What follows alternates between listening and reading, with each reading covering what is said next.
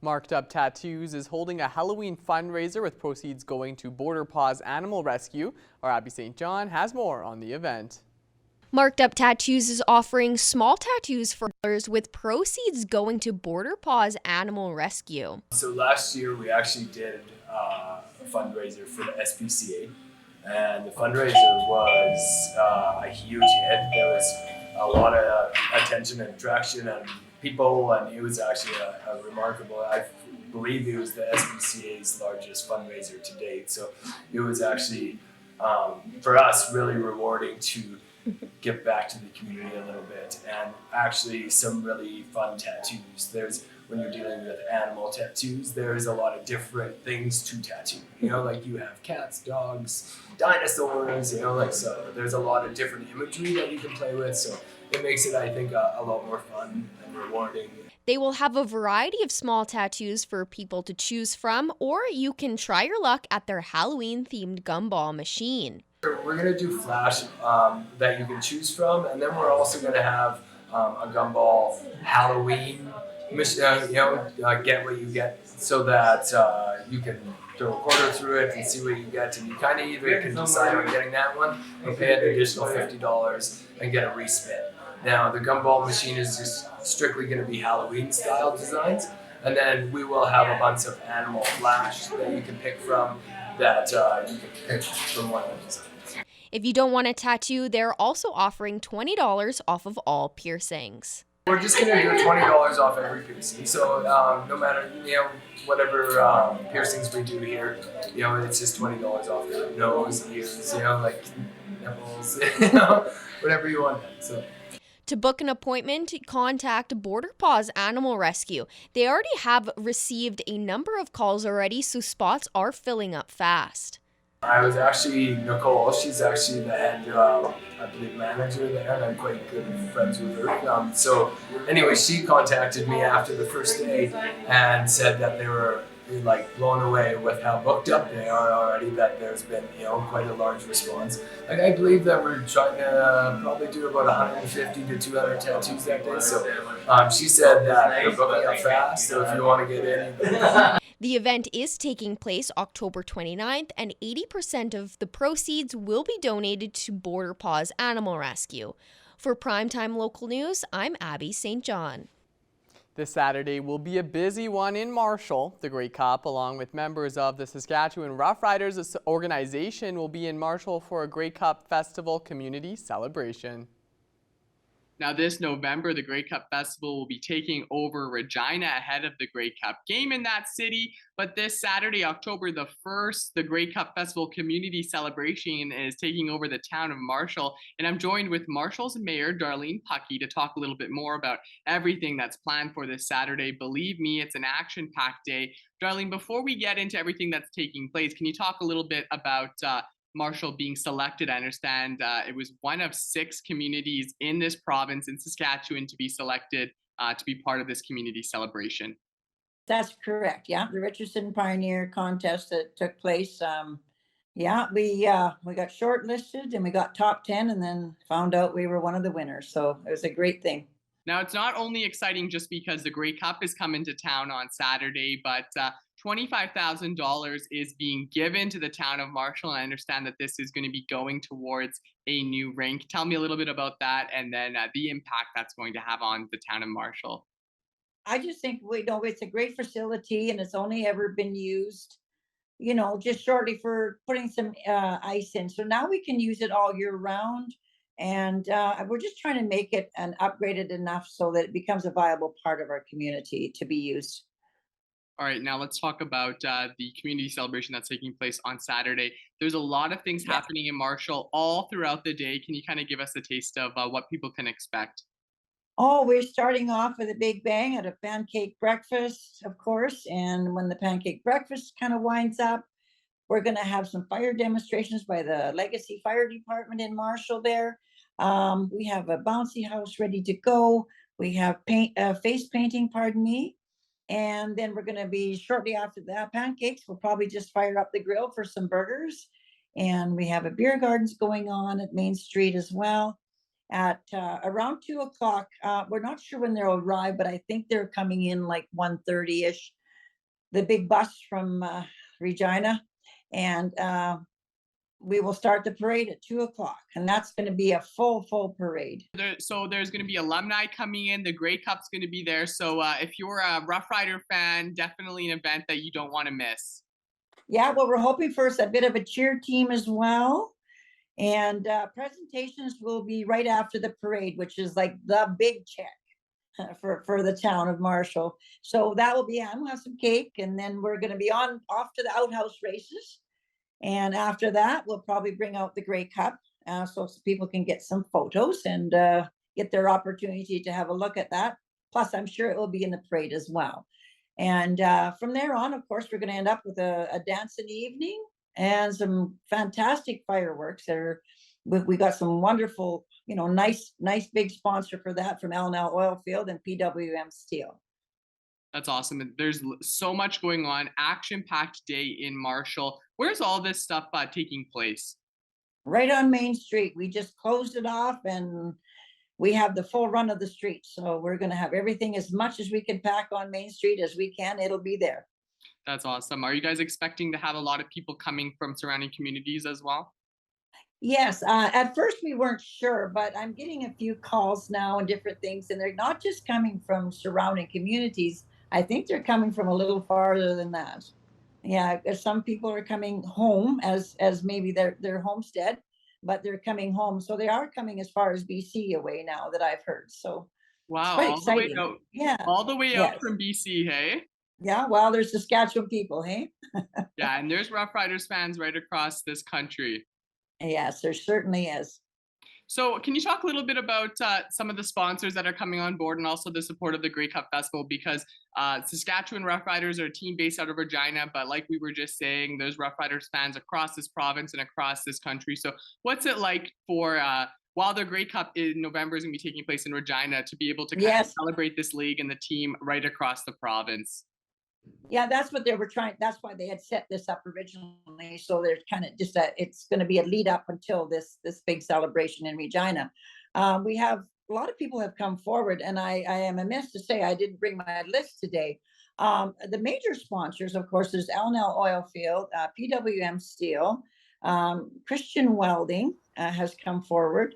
Of course, there's many other ones. It seems like a lot of people behind the scenes are helping make this day a reality. We're just excited for a small town of Marshall to be able to just enjoy a wonderful day for the town and for the residents of the town that deserve, of course, to have all the fine things in life. And I think this is just one more thing to add to it for them. A short notice maybe to mention to my town council and our pub works and our administration system. They work hard to keep the town as viable and on the map, so to speak, as we can. So I want to give a shout out to them as well for all their hard work and continued work as well. Yeah, for sure. That's great to shout everyone out there. And especially after the past 2 years of not being able to do a lot of things, it's nice to have this big event taking place in Marshall, and hopefully everyone in town comes out and people from all over comes out, and hopefully the weather looks good, because there's definitely a full action-packed day of stuff going on, and it looks like it's going to be a blast. Yeah, I think we're just so excited all of a sudden. It's that last minute push, I know, but I think for all in all, I think we're going to have a great, wonderful day. I mean, it's not every day the Grey Cup shows up in Marshall, Saskatchewan, so it's pretty exciting.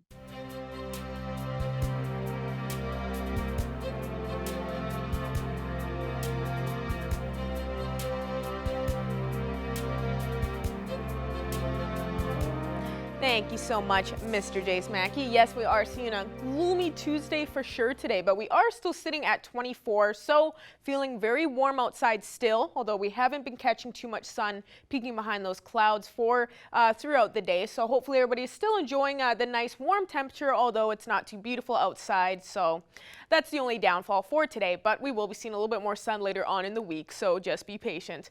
Switching over to temperatures across the region for Alberta and Saskatchewan.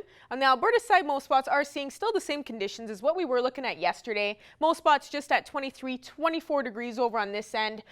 We are seeing some slightly warmer conditions with that Wainwright and Provost, 25 and 27 in Provost there. So even getting closer to that 30-degree mark. 20 degrees for most areas here with Marwayne, Vermilion, and Cold Lake. And then we start to see that 22 up in Bonnyville and Lac La Biche now just seeing that 23. So most spots are seeing some nice warm conditions over on our Alberta side. Switching to our Saskatchewan side, they are seeing the same conditions as yesterday and slightly matching with us on our Alberta side for today. Most spots are just seeing 21, 22 up in this area. We go a bit lower, start to warm up from there.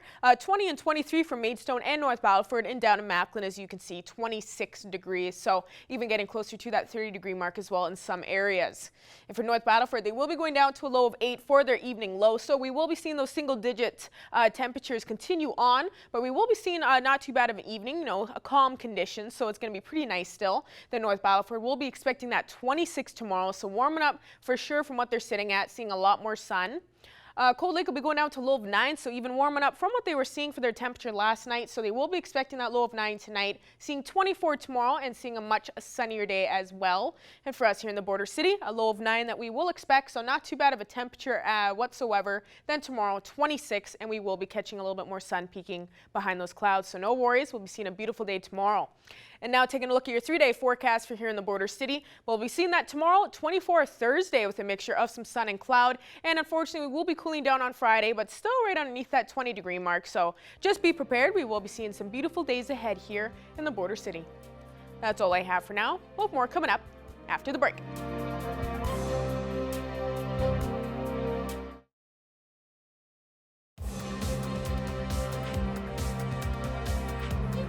Well, the fall season is in full effect now, which means a lot of sports are taking place, including one that focuses on aiming at a target.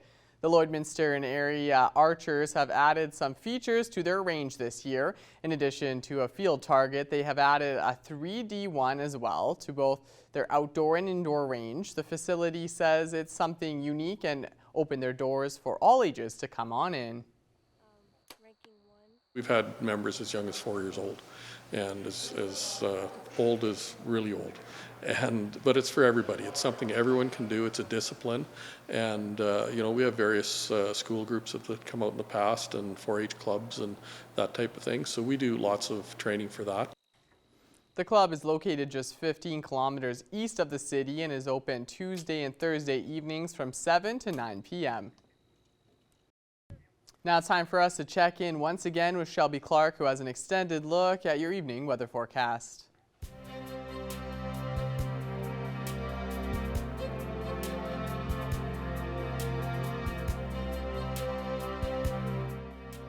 Thanks so much again there, Mr. Jace Mackey. Yes, now taking another extended look at your weather forecast. We will be starting off with our central zone of the provinces as usual. And for today, we have warmed up quite a bit, even compared to yesterday. We were seeing these same conditions yesterday, but now some spots are even getting closer to that 30-degree mark. Kind of surprising here as we are more into the fall season, but no complaints here. Let's all knock on wood and hope this, lasts for a long time.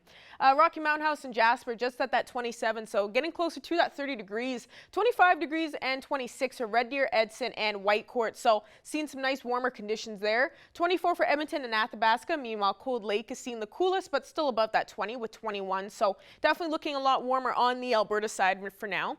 Switching over to our Saskatchewan side, they are seeing some warm conditions, kind of like yesterday, but still seeing slightly cooler compared to our Alberta side. 20 over in Melfort, while it is 22 in Prince Albert, 23 down in Saskatoon, 24 in North Battleford, and Meadow Lake is now matching with us there at that 25-degree mark. And going over to our northern zone, they have warmed up by a few degrees for sure compared to yesterday, now seeing past that 20 degrees. 21 in most spots over on this end, 22 for Larange and over in Stony Rapids, while there's 18 degrees in the rest. So Saskatchewan side is looking nice and warm now as they are starting to get up there by a few degrees. And compared to the Alberta side, they are looking still quite cooler compared with those conditions, but Alberta side is looking nice and warm over here in our northern zone. So northern zone definitely is looking a lot better for today. 26 degrees in most spots, as you can see here, 25 down in Slave Lake, and Fort Chipon is just at 24. But now going over to our southern zone now, we will be seeing that 30 mark. Surprisingly, that has made it to some spots for Lethbridge and Medicine Hat, 29, 30 degrees. Pretty crazy to see that, as you know, it is officially now the fall season. 27 for Calgary, while it is 24, 26 for Banff and Coronation. So southern zone and the Alberta side in the southern zone is looking nice and warm for today for sure. And going to our Saskatchewan side here, we are seeing some warm temperatures more in the center here with Swift Current and Kindersley with that 26 and 28 degrees. 24 for Moose Jaw, while we start to get more to the end here, with start to cool down a bit. 22 for Regina, Yorkton and Estevan seeing that 19-degree mark. So they're looking slightly cooler compared to the Alberta side, but still looking warm as we go more into the center, so not too bad. But now going back across the region, seeing what we will expect throughout our evening and throughout the night tonight, I think we'll be pretty happy, because even though we are seeing those single digits continue on, it's better than seeing those minus marks. You know, I've been saying this every day now. You know, I don't think we can complain too much, because we are still seeing some double digits in some areas. Wainwright, Meadow Lake, and Isla Cross will be seeing that low of 10 to 12 degrees in those areas. So looking quite warm for their evening low. Most spots will be expecting that low of 8 and 9 tonight across the region. So not looking too bad for those temperatures. We'll be seeing a beautiful night tonight, I would say, as conditions will be pretty calm. And ending off with our 7-day forecast for here in the border city, 26 tomorrow, seeing that 24 Thursday, and even seeing a beautiful weekend ahead with that 23 Saturday and Sunday. So just be prepared. We're going to see some beautiful days ahead in the border city, and we will be cooling down next week, but don't worry, we'll be seeing a beautiful weekend, so that will make up for it. That's all I have for now. RJ Smack will have more news coming up after the break.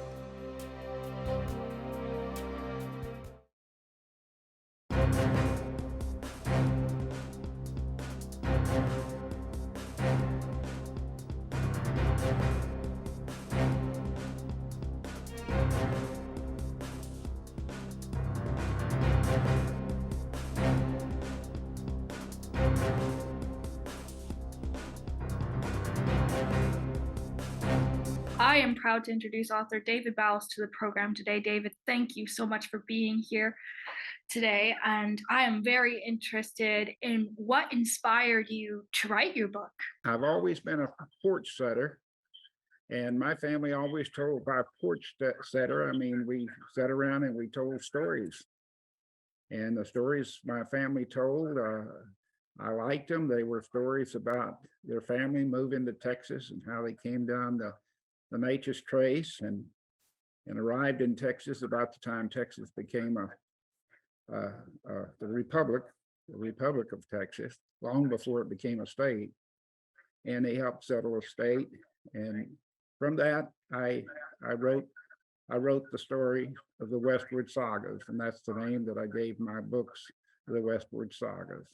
So what do your books bring to its genre? The genre that we're in is a historical fiction, and it's based on epic events in American history that my family happened to live through. They may not have been there at the time, but many families were, and I have people tell me all the time that the books sound like the story of their family coming west, and the movement goes west. And the genre, it's educational, humorous, and an enjoyable read. I hope that's what my readers tell me, and that kind of gives the basis of what I do. I try and educate and entertain. What has the reaction been from people who have read your book? I have great reviews, especially on Amazon.com. We have 5-star review on all 4 books. I get letters, we get calls. I get some really complimentary letters, and that's what makes the book writing and being an author worthwhile. And I speak a lot at groups, different historical functions and fairs, and I get good feedback from my storytelling. And I tell the stories that I've written in my storytelling, live storytelling events. What has been your favorite part about writing the series? I love the research, because when I find out something that never been discussed or never been written about. And most of my writing is about things that epic events in American history, but a part of it that no one's ever heard of before. And I recently, this last book about the Compromise of 1850, I've written some stuff in there that's such an important event in our American history that was about the Texas border disputes and how that was settled. I've never found anything about that in any history book I've been able to read. And I was able to work that into my story. And those are the things that excite me. Finding something that no one else has found. Do you have more books planned in your series? Yes, I do. I have at least 2 books rolling around in my head right now. And I'm looking forward to writing them. I have 4 books out presently that come up to 1850.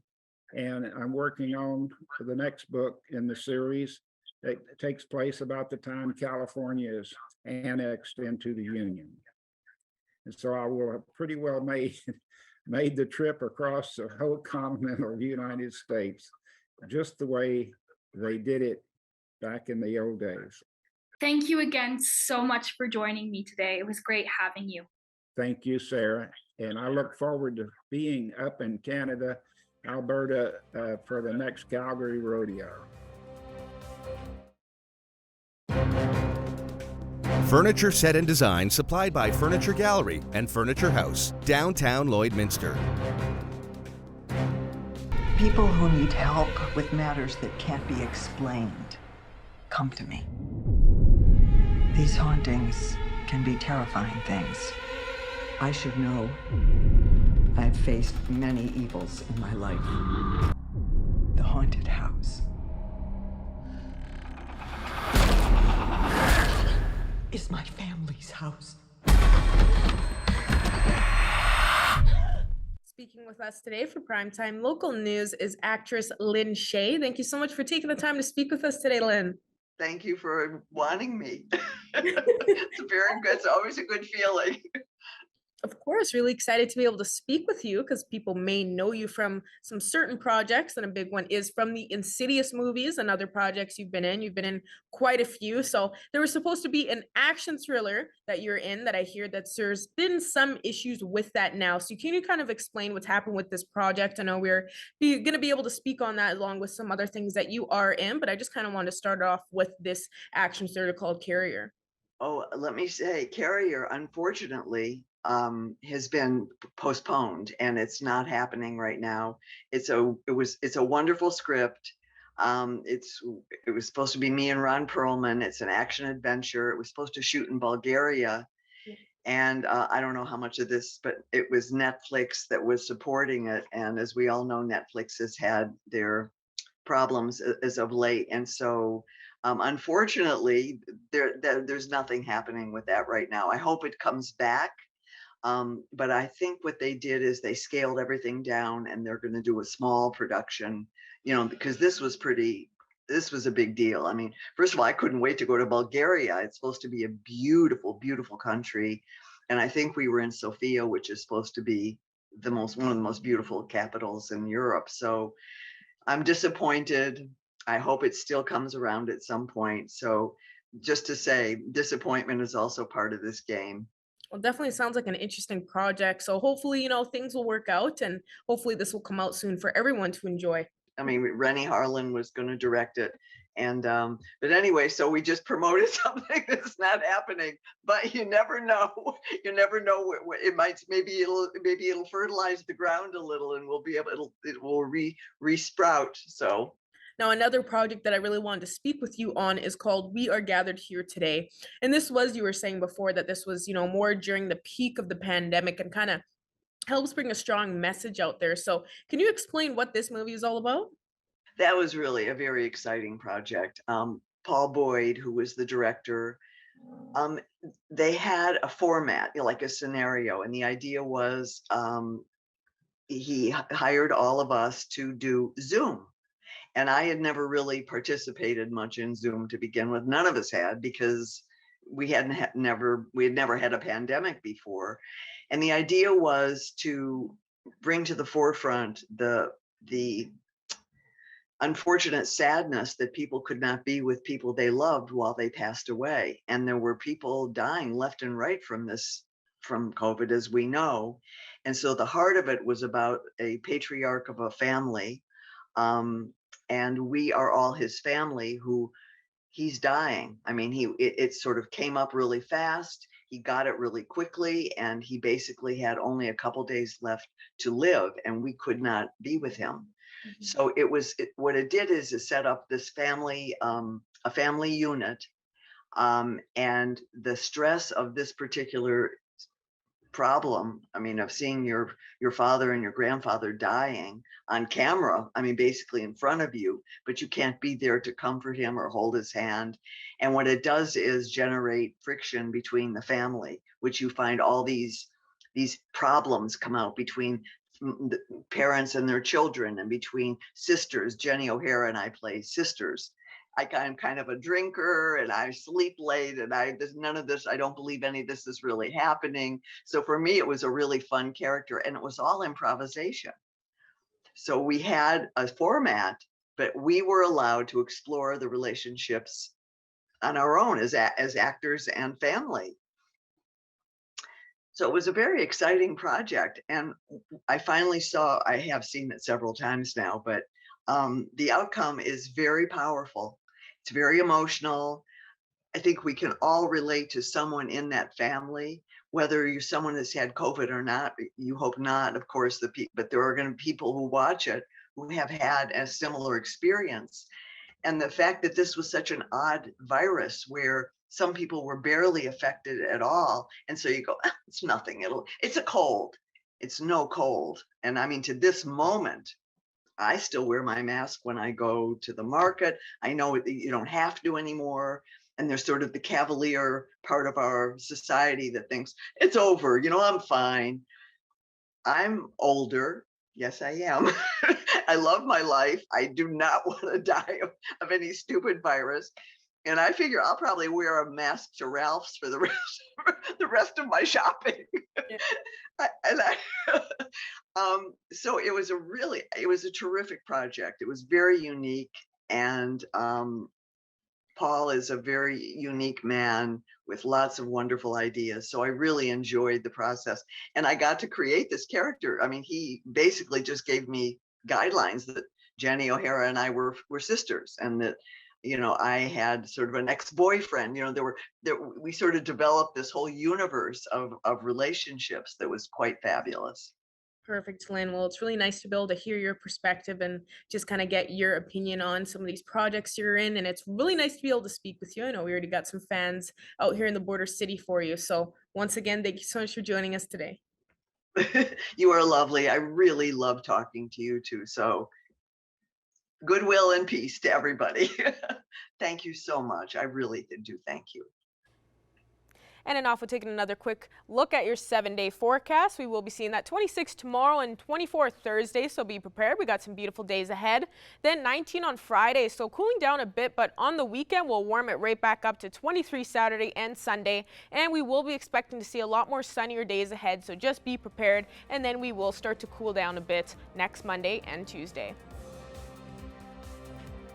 Thanks so much for that, Shelby. Finally bringing us some good news again. It looks like we're going to be having a nice fall season. I'll definitely take those temperatures. That does it for our first hour of Primetime Local News. If you missed anything, stick with us. Our second hour continues next.